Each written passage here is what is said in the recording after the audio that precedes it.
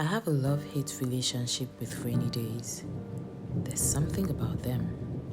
The sound of raindrops gently tapping on the window, the cozy warmth of staying inside, and the smell of the air, that fresh, earthy scent. But let's be honest, it's not so pleasant when you have to go outside. Plus, it's a little gloomy, don't you think? It's like this constant push and pull, loving the calm, but hating the chaos.